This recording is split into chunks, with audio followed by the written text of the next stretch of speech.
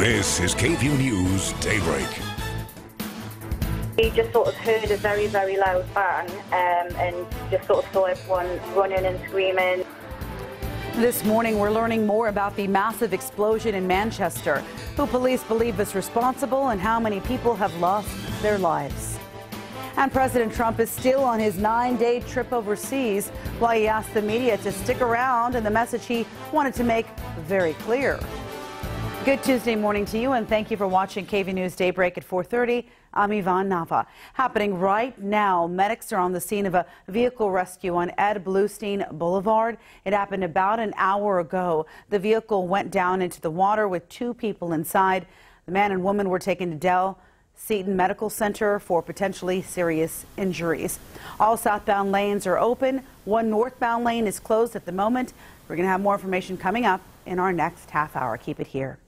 And now let's get a look at what we're tracking with Storm Team meteorologist Erica Lopez. Hi, Erica. Hey there, Yvonne. Good morning. Well, we had some overnight storms for the hill country. As they progress further eastward, notice they kind of died down. So haven't seen much since then, but we still have a 40 to 50% chance of some storms throughout this morning and into this afternoon. Right now, temperatures kind of cool and mild out there in the 60s across the viewing area, 66 right now for Austin. And temperature-wise for the hill country, slightly cooler. We have lower 60s, 62 in Johnson City, a degree warmer than that for Blanco. Mid to upper 60s for our central counties. For the eastern counties, closer to the 60-degree mark. Also some lower 60s across the entire eastern viewing area. So our rush hour forecast, this is what you guys can expect. Still have a 40% chance for a possible shower.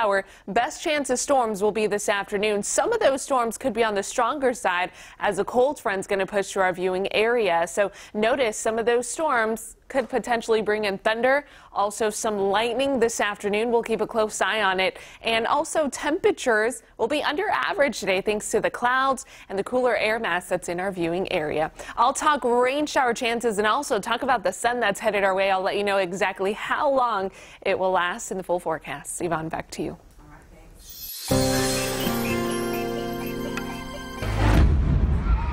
Oh my God. What's going on? What just happened?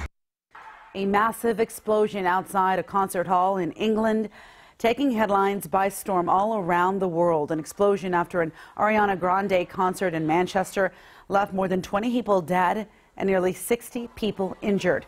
ABC's Elizabeth Herr explains what officials overseas are saying about the deadly attack.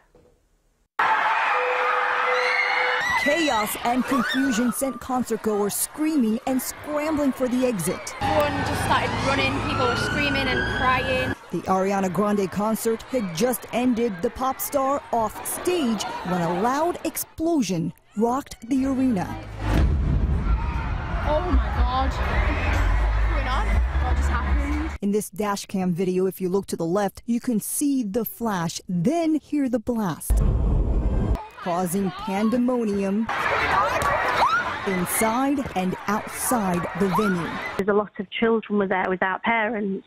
There was no one to calm them down, so everybody was just screaming and crying and pushing. When I got up and looked round, there was about 30 people scattered everywhere. Some of them looked dead. The Manchester Arena is one of Britain's main concert and sport venues with more than 20,000 seats. Witnesses say on this night, the arena was packed with children and teenagers. Overnight, family and friends with missing loved ones flooded social media with notes and pictures pleading for help. This morning, British Prime Minister Theresa May is calling this an appalling terrorist attack, and police say they believe this was the work of a suicide bomber. We believe the attacker was carrying an improvised explosive device which he detonated, causing this atrocity. Well, police say right now they are still trying to determine if the attacker acted alone. As for singer Ariana Grande, she was not hurt but devastated and tweeted she is so sorry. Elizabeth Herr, ABC News, Washington. 4:34 is your time. President Trump arrived in Bethlehem overnight to meet with the Palestinian president. In a news conference, the president addressed the terror attack. So many young, beautiful, innocent people living and enjoying their lives murdered by evil losers in life. I won't call them monsters because they would like that term. They would think that's a great name. I will call them from now on losers because that's what they are. They're losers. And we'll have more of them.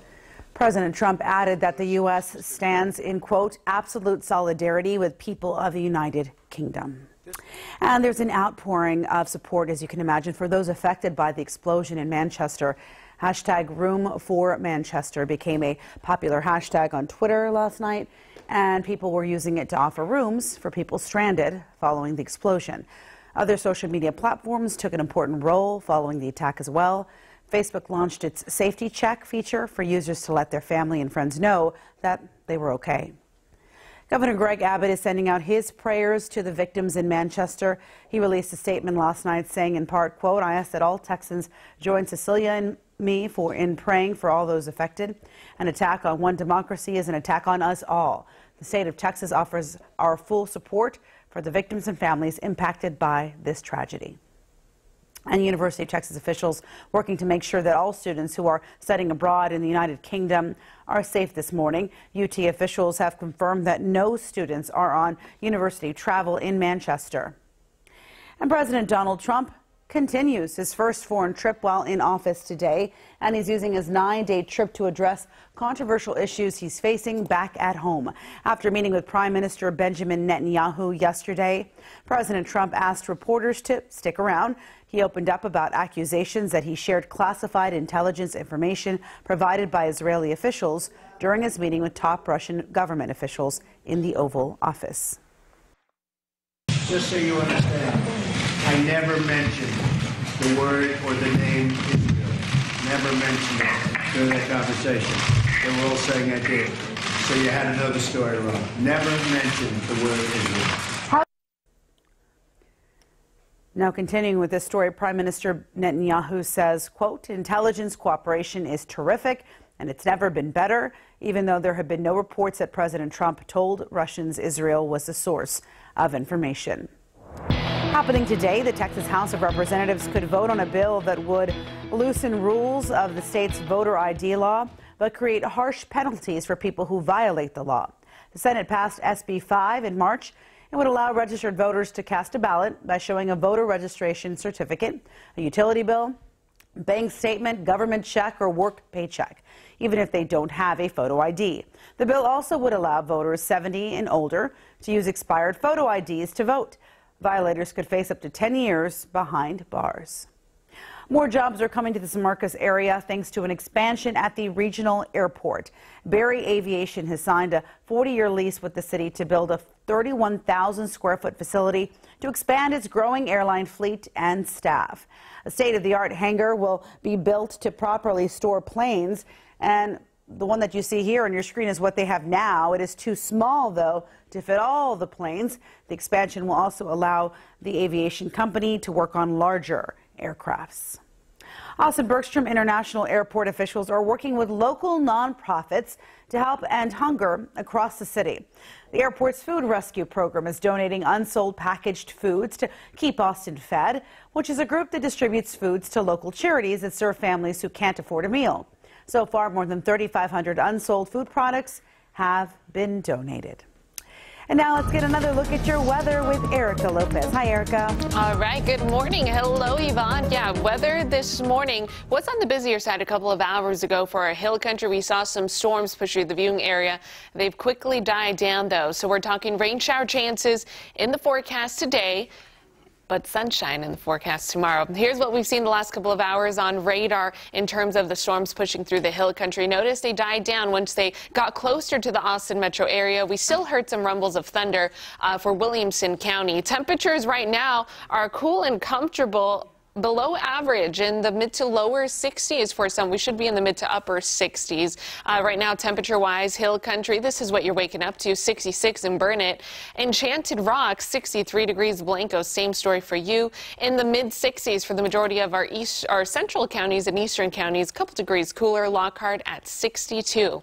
This is what we're tracking for your rush hour forecast. Still can't rule out a passing shower this morning. It's this afternoon where a thunderstorm could be in the forecast, and we're talking isolated but possibly on the strong side, maybe producing some small size hail and gusty winds. That'll be our concern for this evening as we're tracking the storm chances in our forecast. The cold front will be pushing on through.